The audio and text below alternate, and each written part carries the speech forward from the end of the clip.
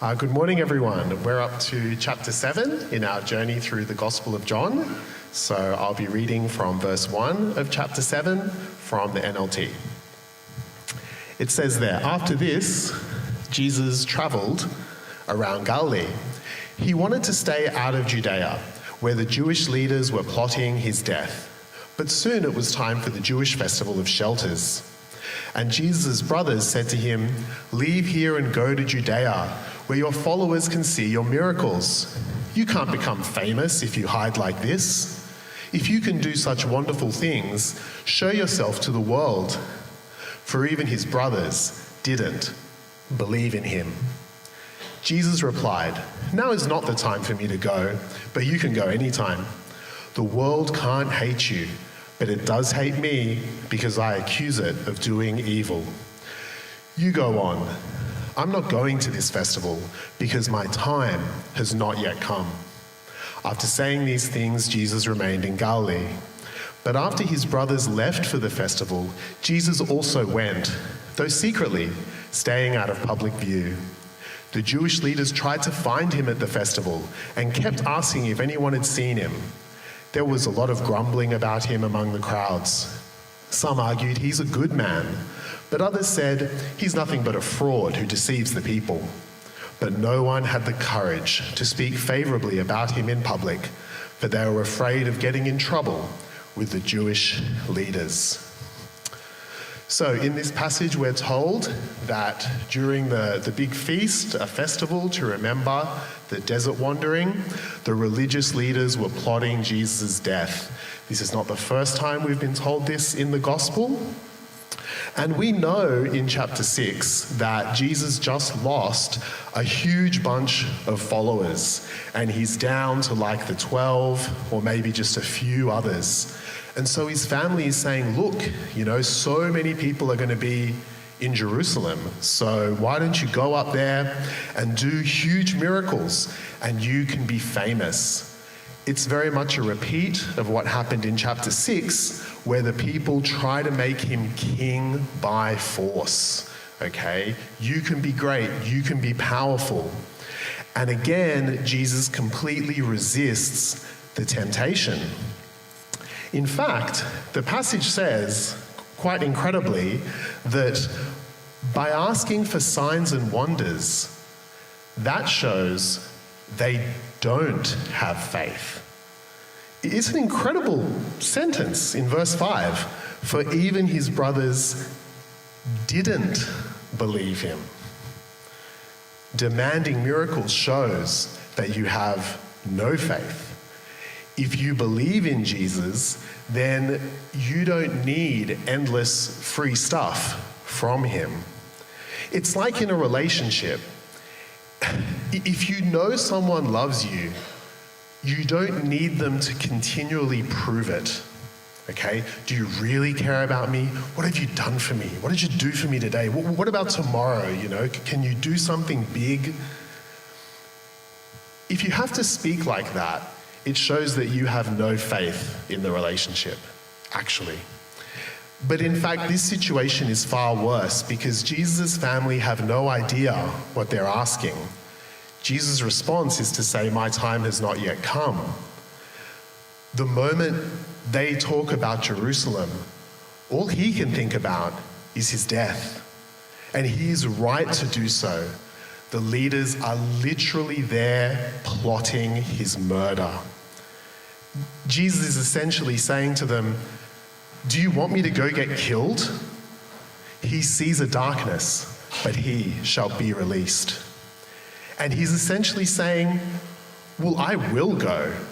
I will lay down my life, but not yet. My time has not yet come."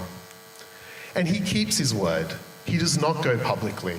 He doesn't put on any great show. He goes in secret. Critically, in this passage, Jesus relates Jerusalem and the religious leaders to the world. Okay, the Greek word is cosmos. Jesus says in verse 7, "The world hates me." This is a crucial word that occurs throughout John's Gospel. We first meet it in chapter 1, verse 10, where it says that Jesus was in the world cosmos.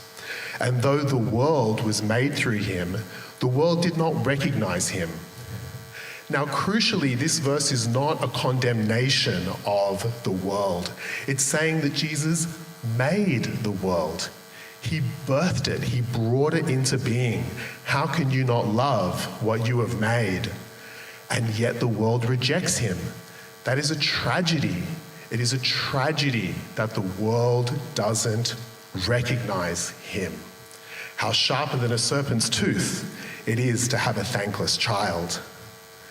And then when Jesus is ready to face his death, when he's really in Jerusalem, he says, "If the world hates you, remember that it hated me first." The world would love you as one of its own if you belong to it, but you are no longer part of the world. I chose you to come out of the world, so it hates you. Anyone who hates me also hates my Father. So you can see this critical idea developed throughout the Gospel of John. Jesus created the world, but the world doesn't know him. In fact, the world hates Jesus. And if the world hates you, know that it hated him first. And I really have to ask, as we live our comfortable lives in our modern Western society, do these verses mean anything anymore? Does this idea have any relevance for us? If the world hates you, know that it has hated me before. I think this concept can be very relevant. There's an event that happened 7 years ago that I'd like to relate to you. On Tuesday, January 17, 2017, 18 Christians traveled to the US Supreme Court in Washington. The group unfurled a 10-meter-long banner that read, "Stop executions," on the steps of the court. On the sidewalk, which we would call a footpath, a crowd of over 80 supporters observed the action, carrying posters with the names of all 1,440 men and women who've been executed in the US since capital punishment recommenced in 1977. The group was made up of Christian pastors and leaders. The demonstration was funded and supported by Evangelicals for Social Action, the Catholic Mobilizing Network, Faith in Public Life, the National Council of Churches, Red Letter Christians, and Sojourners, among others. One of the leaders, Shane Claiborne, gave a speech. He said, "The core tenet of our faith is this: no one is beyond redemption. Much of the Bible was written by murderers who were given a second chance. Moses, David, Paul. The Bible would be much shorter without grace. So it is a beautiful thing to stand here alongside my fellow clergy and faith leaders. As we look at history, we're reminded that we've got good company among holy troublemakers who have stood for the love of our enemies. When we kill those who kill, we mirror the cycle of violence. We can deal with violent crimes without resorting to the violence we want to rid the world of. As Christians, we stand together with the families of the murdered and the families of the executed, and we say no to all killing. Violence is the disease, not the cure. At this time, the police decided to descend upon the group, and all 18 of the pastors were arrested.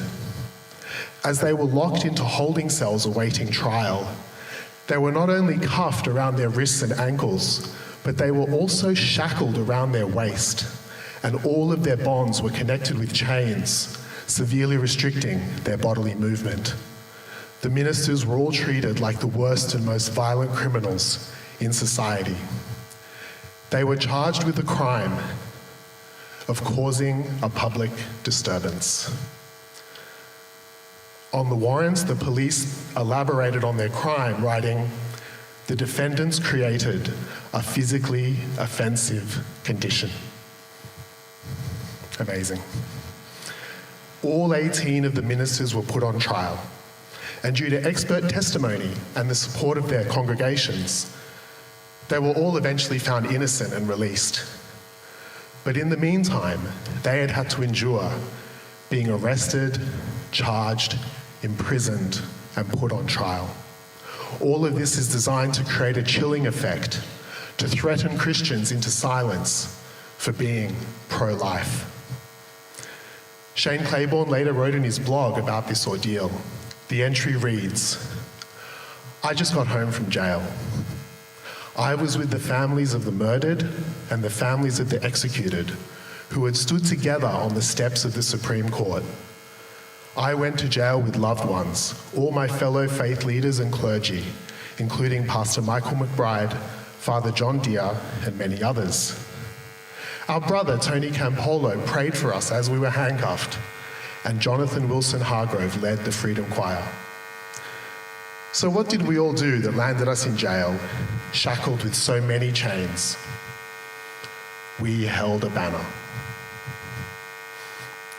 We held a banner in front of the Supreme Court that said, 'Stop executions.' But admittedly, we did not just hold a banner. We challenged the myth that violence creates healing. We exposed the machinery of death. We took on the system of revenge. There's no other way to explain why 18 people would go to jail and get put in shackles for holding a sign in front of a court that was built to protect free speech. This was not a protest. We proclaimed the gospel. We declared that mercy triumphs over judgment. We declared that God blesses the merciful, that Jesus came not for the righteous, but for sinners. We spoke the truth. No one is beyond redemption. Everyone is better than the worst thing they've done. And that's what we all had to go to jail for. I'm proud of what we stood for. In my mugshot, I smiled because I knew that we were on the right side of history. What we did at the Supreme Court was about what it means to follow Jesus in a world that is plagued by violence. Now, I have to explain to my kids why I went to jail. I think I know what I'll tell them. I'll say, you can go to jail for doing something wrong, but it can also happen for doing something right. I went to jail for doing something right, and I had good company. In our passage today, we read that the world hates Jesus because he accused it of doing evil. This continues to be the experience of many Christians today. Thank you for your time.